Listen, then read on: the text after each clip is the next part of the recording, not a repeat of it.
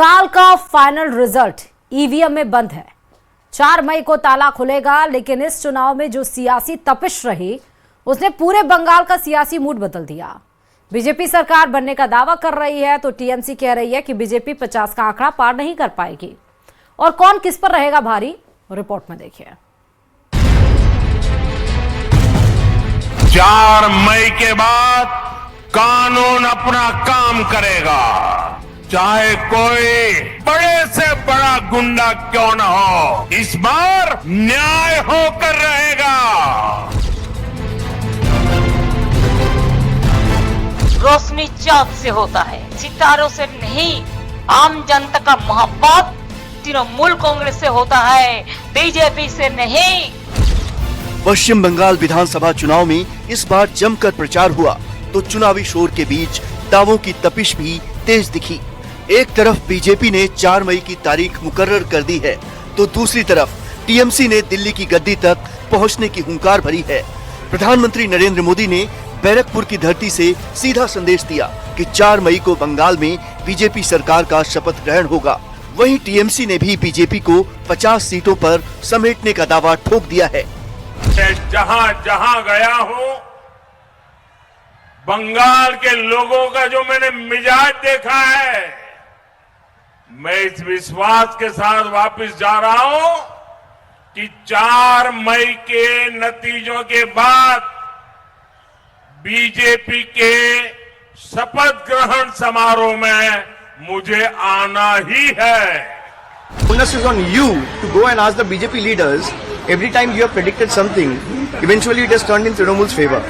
Amit Shah said we'll get 200 seats in 21. Trinamool plus 200 seats. They said we'll get 30 seats in Bengal in Lok Sabha. Trinamool got 29 seats. This time they are saying 177. So by their track record, they will only go down below 50. इस बीच ममता बनर्जी ने भी जीत की हुंकार भरी। उन्होंने दावा किया कि वो बंगाल फतेह के बाद दिल्ली की बागडोर संभालेंगी। हम 26 में बीजेपी गवर्नमेंट को इंडिया से हटाएंगे। बांग्ला को टारगेट किया है, हम दिल्ली को टारगेट करेंगे। बंगाल के चुनावी रण में गृह मंत्री अमित शाह से लेकर सीएम योगी आदित्यनाथ तक घुसपैठियों और सिंडिकेट राज के खात्मे की डेडलाइन तय करते नजर आए। भारतीय जनता पार्टी की सरकार बनने के बाद व्यापारियों से कोई भतीजा टैक्स, भाईपो टैक्स नहीं लिया जाएगा। सिंडिकेट को हम समाप्त कर देंगे। जब 4 मई को परिणाम आएंगे तो बंगाल के अंदर भगवा ध्वज लहराया जाएगा। बंगाल का अंधकार समाप्त होगा। बंगाल फिर से सोनार बांग्ला बन करके अपनी इस पहचान को आगे बढ़ाएगा। दावों की इस लड़ाई में निजी हमले भी तेज हुए। सुवेंदु अधिकारी ने दावा किया कि ममता बनर्जी अपने ही गढ़ भवानीपुर में चुनाव हार रही हैं। वहीं विपक्षी खेमे से तेजस्वी यादव ने ममता को संजीवनी देते हुए कहा कि बीजेपी की हार में ही देश की जीत है। कांग्रेस भी पीछे नहीं है। अधीर रंजन चौधरी ने टीएमसी पर डर का माहौल बनाने का आरोप लगाते हुए उनकी हार को तय बताया।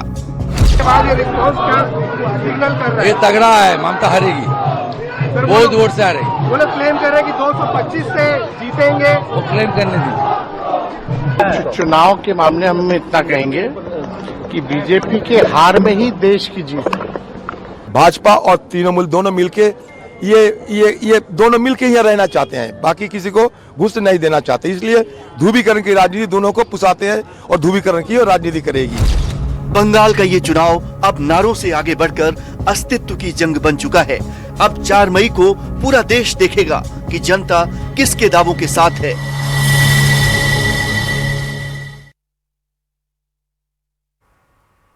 कल दूसरे फेज की वोटिंग के बीच कई जगहों पर गड़बड़ियों की शिकायतें आई। फाल्टा सीट से एक भी हैरान करने वाला वीडियो सामने आया। बीजेपी के आरोपों के मुताबिक फाल्टा में ईवीएम पर कमल के निशान को जानबूझकर टेप से ढका गया। बीजेपी के आरोपों पर चुनाव आयोग एक्शन में आ गया तो वही फाल्टा सीट पर वोटिंग के दरमियान सुरक्षा सख्त कर दी गई। रिपोर्ट देखिए।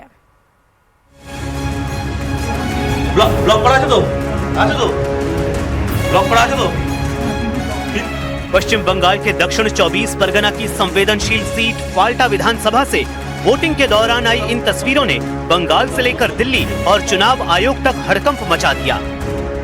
बीजेपी का आरोप है कि फाल्टा के बूथ नंबर 177 समेत कुछ जगहों पर ईवीएम मशीन में बीजेपी के चुनाव चिन्ह के आगे टेप लगा दी गई ताकि मतदाता कमल का बटन न दबा सकें।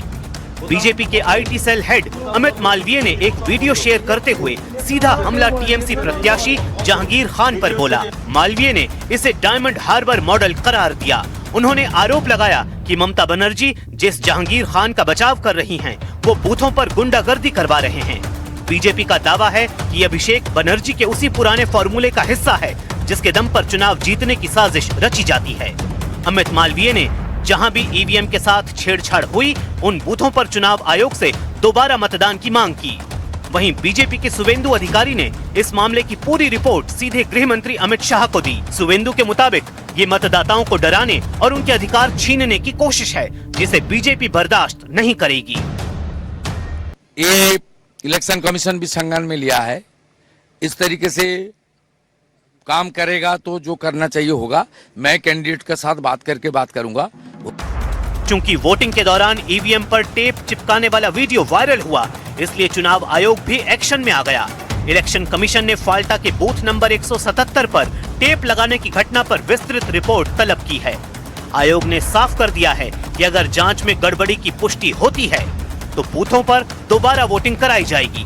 हालांकि दावे के मुताबिक टेप हटाकर मतदान प्रक्रिया दोबारा शुरू कर दी गई। ईवीएम पर टेप चिपकाने के आरोपों के बीच फाल्टा विधानसभा सीट पर सुरक्षा बढ़ा दी गई। वोटिंग के दौरान बूथों पर अर्धसैनिक बलों की पेट्रोलिंग बढ़ी दिखाई दी। सीएपीएफ यानी सेंट्रल आर्म्ड पुलिस फोर्सेस के जवान लगातार अनाउंसमेंट करते नजर आए कि डरने की कोई जरूरत नहीं। चुनाव आयोग ने गंभीरता उसमें दिखाई है। उसके बाद फाल्टा इलाके में जो पोलिंग बूथ है वहां पर सीएपीएफ यानी अर्धसैनिक बलों के जवानों की मौजूदगी बढ़ा दी गई है। और आप यहां पर तस्वीरों में देख सकते हैं कि इस तरीके से जो सीआरपीएफ या आईटीबीपी या बीएसएफ या एसएसबी के जवान ये दौरा कर रहे हैं लगातार। ये बड़ा प्लान बनाया गया है, बड़ा डिप्लॉयमेंट प्लान बनाया गया है। देखिए ये तस्वीरें हैं जो अतिरिक्त सतर्कता, जो हिंसा की घटना और पोलिंग मशीन में ईवीएम में जो टेपिंग की घटना के सामने आने के बाद जो बढ़ाई गई है। अब आपको बताते हैं कि पश्चिम बंगाल की फाल्टा सीट इतनी हॉट क्यों है। दरअसल फाल्टा डायमंड हार्बर लोकसभा क्षेत्र का हिस्सा है जो ममता बनर्जी के भतीजे अभिषेक बनर्जी का गढ़ माना जाता है। यहाँ से टीएमसी ने रसूखदार उम्मीदवार जहांगीर खान को मैदान में उतारा है। वहीं बीजेपी इस बार अभिषेक बनर्जी के इस किले में सेंध लगाने के लिए एड़ी चोटी का जोर लगाती दिखी।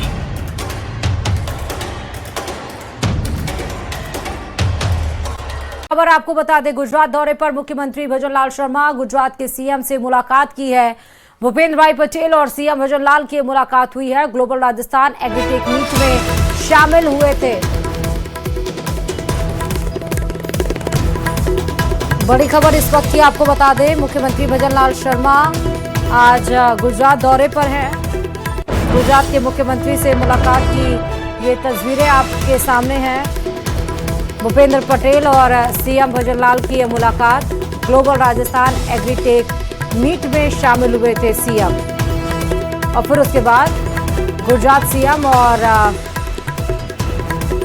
मुख्यमंत्री भजनलाल शर्मा की ये शिष्टाचार मुलाकात की तस्वीरें।